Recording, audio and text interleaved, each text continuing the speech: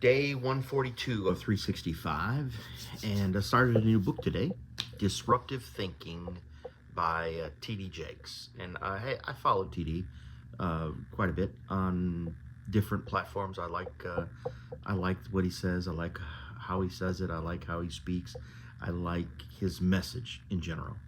And so I started the new book is Disruptive Thinking, and so pretty interesting. I mean, it just started, so I don't know, I don't know exactly where it's going to go, but I kind of get the gist of it. Um, One of the things that I actually enjoy, some people don't think, some people think it's creepy, but when you start talking about certain subjects or you start reading certain things, your news feeds start getting filled up with either that particular person or that particular product. Or I mean, you could talk about sunglasses or say sunglasses, and all of a sudden sunglasses show up in your feed, or shoes, or swimsuits, or in this case, I started listening to TD Jakes this morning, and I'm only about a chapter into this whole book, and all of a sudden in my other feeds I start getting videos and playing videos. And one of the videos that stuck out to me, which I honestly, I really never seen it before, but um, he said when then he came home. Now this was a story that he told. So when he came home, and when he doesn't immediately talk, or he's quiet, or he's sullen, or he's aggravated or anything, it's not about the other person. It's about them. It's not about you. It's about them. And I don't know, it kind of resonated with me because I have a tendency to be quiet, or because I'm in my head, I'm thinking about certain things that are going on. I don't I don't necessarily have to have the last word in everything. And I'm not talking about just a marriage. I'm talking about any relationship you have. Um, I'm talking about your work relationships. I'm talking about people that you do business with. I'm talking about, it could be your marriage, it could be your friends.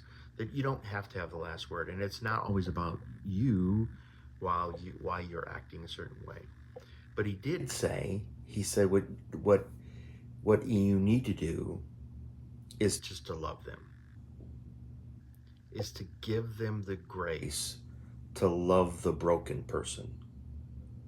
And I thought that was kind of fantastic to say those things. Give them the time to be broken and love them anyways. Just like uh, I had mentioned this over the weekend or last Friday. I met with some people, and they were starting to get really wound up and upset about a repairman that did something, supposedly may have done, and broken something outside, broken a water line actually, and it was leaking. And I just said, maybe we need to give them some grace, because we don't know, right? And I don't think that if it did happen, I don't think they did it on purpose.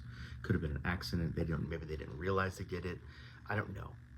Maybe the more the line should be just to love them and say, I'm going to give them some grace, and we're going to see if we can get this fixed. And I think that goes for pretty much everything in your whole life, is that somebody that you encounter, you don't know what they're going through. You have no idea what happened to them. Maybe they got some bad news today. Maybe they're just upset. Maybe they're just aggravated. Maybe a lot of maybes, right? So maybe it's important that we extend grace first, and just love them for being broken, love them as they are, and work out the other things later. Because if you can do that, then you can love yourself, right? So maybe we just extend some grace, and we love them for what they are. That's my big thoughts for the day. I know this is pretty deep, huh? I know, I get it. But it was really, I really, I don't know, it touched me for some odd reason. I'll never know why, but maybe I will in the next couple days or something.